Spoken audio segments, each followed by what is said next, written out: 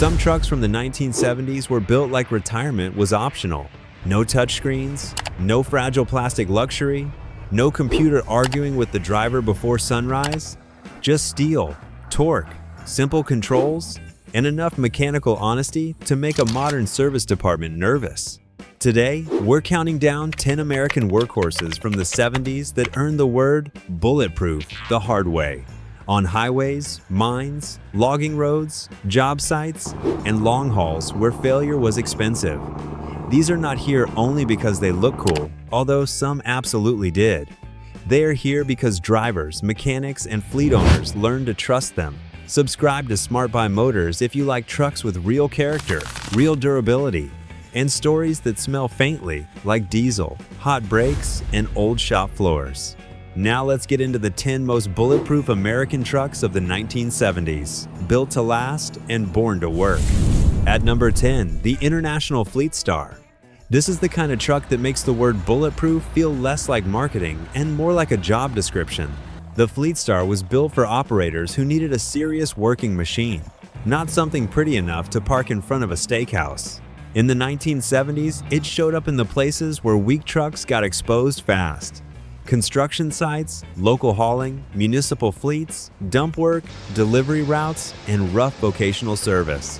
International Harvester had deep roots in farm equipment and commercial trucks, and that background gave the Fleetstar a practical toughness that made sense to real owners. It was straightforward, strong, serviceable, and honest. The kind of truck a mechanic could understand without needing a laptop, and the kind of truck a driver could trust because it felt built to take abuse. Depending on the setup, it could be spec'd for very different jobs, but the personality stayed the same. Heavy-duty frame, work-first design, proven components, and no interest in pretending to be delicate. The Fleetstar may not have the fame of a Peterbilt 359 or a Kenworth W900, but that is exactly why it fits this list. It was not trying to become a legend. It was trying to finish the route, haul the load, survive the shift, and come back tomorrow ready for more. At number 9, the Brockway 761. If you know, you know. Brockway was never the biggest name on the highway, but it had one of the strongest reputations among drivers who understood serious work trucks. The 761 was the kind of machine that looked like it had no interest in being gentle. It had a tough stance, a heavy-duty personality, and the no-nonsense engineering that made sense for construction, dump, logging, and regional hauling work. Brockways were respected because they felt overbuilt in all the right places. They were not chasing mass-market polish, they were chasing durability, and that gave them a loyal following. In the 1970s, a truck like the 761 could do work that would expose a weak frame, punish a weak driveline, and embarrass a fragile cab. The Brockway did not have to be glamorous because its credibility came from surviving. Mechanics appreciated the direct layout. Drivers appreciated the solid feel. Owners appreciated that the truck could be kept alive with practical repairs instead of delicate electronic diagnosis. The brand disappeared, but the trucks that remained kept proving the point. A Brockway 761 was not for someone who wanted attention. It was for someone who wanted a machine with backbone. At number 8, the Ford CL 9000. This is a perfect example of a 1970s cabover built for the realities of the time. Back then, length laws mattered, tight urban docks mattered, and a cabover helped fleets maximize trailer length without turning every delivery into a wrestling match. Ford's big cabover had a practical, fleet-minded character, and that is why it earns a place here. It was not the flashiest truck in the truck stop, but it had the work-first design that made sense to companies that needed dependable equipment more than chrome applause. The CL 9000 could be spec'd with proven heavy-duty components, and that was a major part of its toughness. Ford understood that fleet buyers did not want drama. They wanted a truck that could be maintained, serviced, and put back into rotation quickly. The cabover layout also gave it a compact footprint for the work it could do, which made it useful in city freight, regional hauling, and tight operations. Was it as romantic as a long-nosed conventional? Maybe not. But bulletproof does not always mean poster-worthy. Sometimes it means the truck that quietly did the ugly jobs. the tight jobs, the repetitive jobs, and kept doing them. At number 7, the GMC Astro 95. The Astro had one of the most recognizable faces of the era, but underneath that big squared-off cab-over look was a serious commercial truck. GMC's heavy trucks of this period had a reputation for being practical, durable, and widely usable, which made the Astro a common sight in freight, fleet, and long-haul work. What made the Astro 95 so tough was the mix of a strong cab-over package, proven drivetrains, and a design that could take high-mileage fleet punishment without becoming impossible to live with. It was not trying to be delicate. It was a working machine, and its best versions had the mechanical straightforwardness that old fleets loved. The Astro looked modern for its time, almost architectural, but still carried that 70s industrial honesty.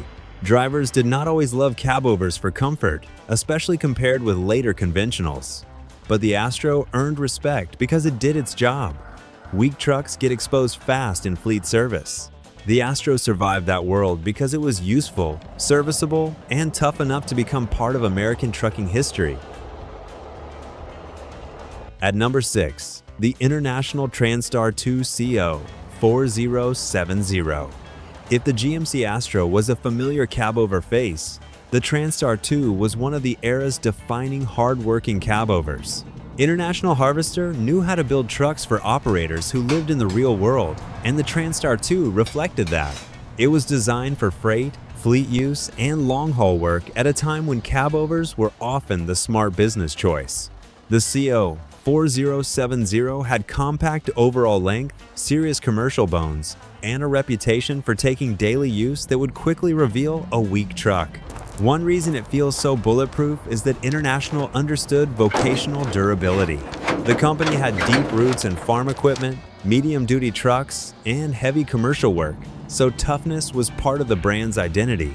The Transtar 2 also benefited from simple, serviceable layouts and proven powertrain options that operators could keep alive. No truck from this era was effortless, and cab-overs could be rough on drivers over long stretches. But a Transtar 2 was respected because it was a tool. In the 70s, that kind of reliability was money in motion. At number 5, the Kenworth K100 Aerodyne. Now we move from pure utility into something that managed to be tough and forward-thinking at the same time. The K100 was already a respected Kenworth cab-over, but the Aerodyne sleeper gave it a distinct identity. That raised roof and roomy sleeper area made it stand out instantly. But the reason it belongs here is not just the look. It was still a Kenworth underneath, which meant serious frame strength, quality construction, and component choices owner-operators could trust. The K100 Aerodyne came from an era when a truck had to be livable without becoming fragile. You could spend long stretches in it, but it was still built around heavy-duty logic. Cab-overs had to survive constant climbing in and out, long highway runs, tight yards, rough docks, and real freight schedules. A weak one would age badly. A strong one became a career machine.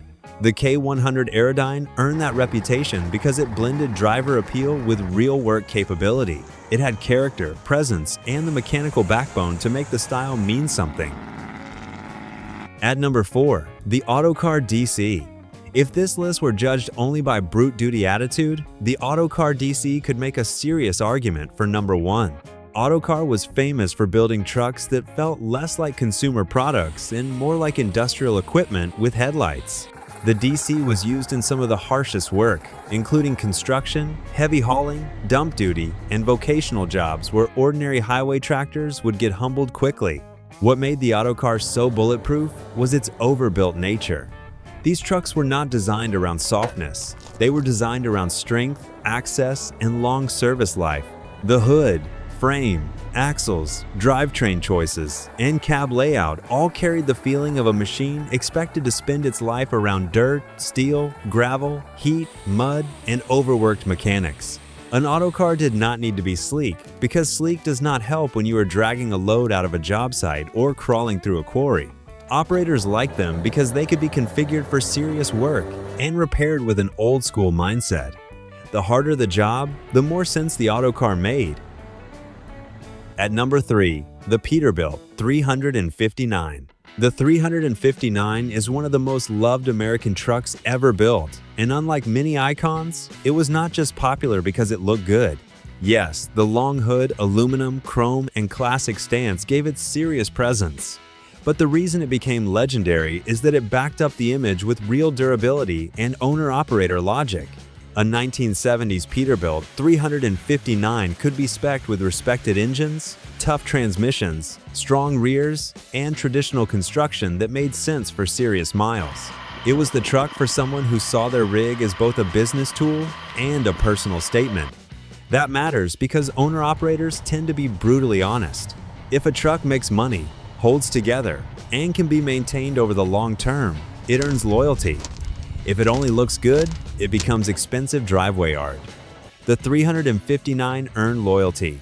Its conventional layout gave easier engine access than a cab over. Its build quality helped it age with dignity, and its reputation grew because many worked for years in demanding service.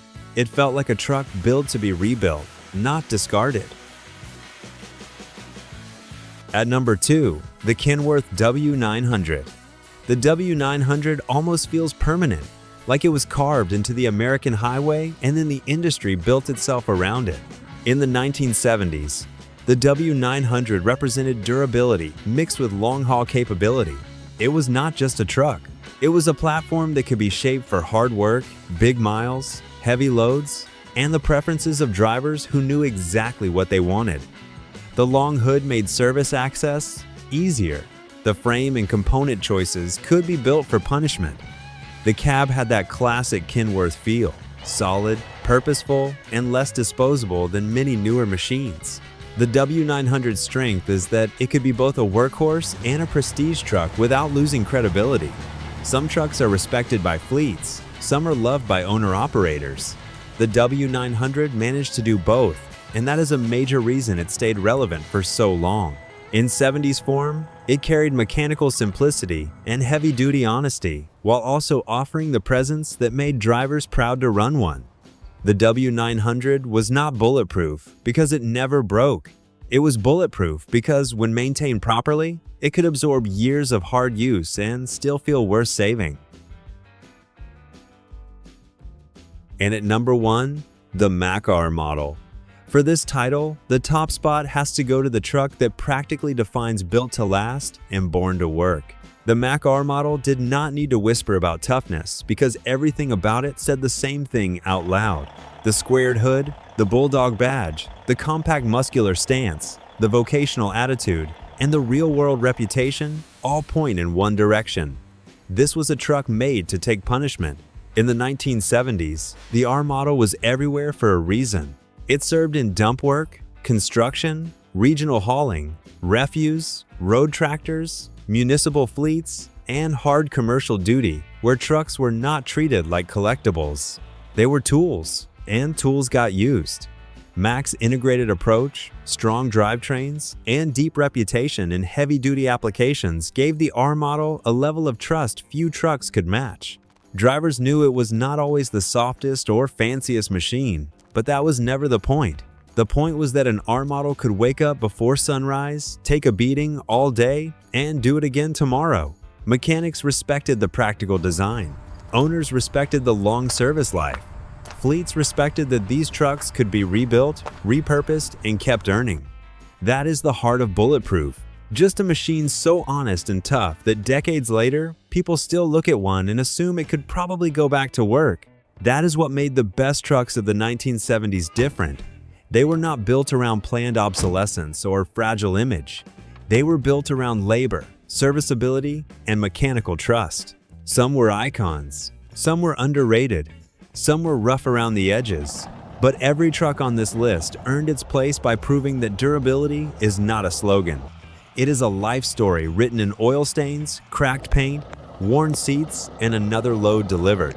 If you enjoyed this countdown, subscribe to Smart Buy Motors, because we're just getting started with the toughest, smartest, and most interesting machines the road ever produced.